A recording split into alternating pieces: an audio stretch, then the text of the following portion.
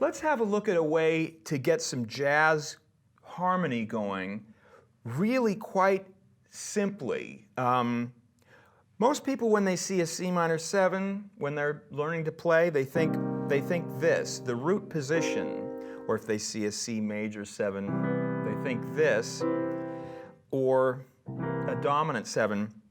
And this is like a closed voicing, there's no air in it, and maybe the 7th isn't the best note to put on the top. Let's try this instead. Take the 3rd and the 7th of any chord. Let's start with a 7th chord. Here's the notes, C, E, G, and B flat. Just take the 3rd and the 7th. Maybe put the root down here. These are called the guide tones, and they're called that because they are all the information you need about the basic function of the chord. Major 7, minor 7, and a regular dominant 7 chord.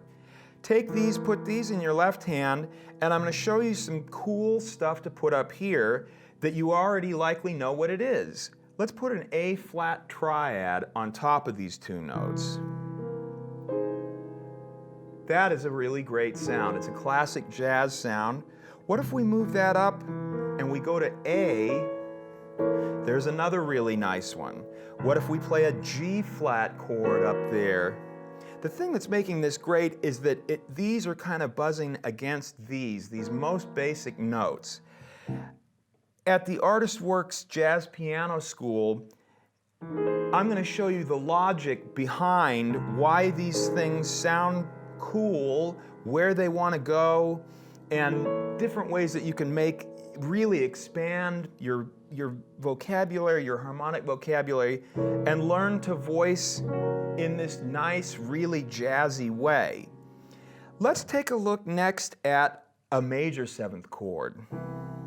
There's the guide tones, 3 and 7, and let's maybe do this with it.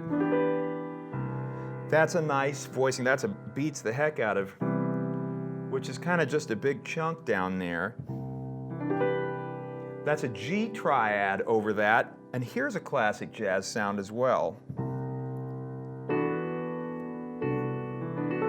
That's a D triad over it. All these triads are stuff that you may have learned when you were 6 or 7, and we're putting them to good use here, getting some really nice colors out of these basic chord types.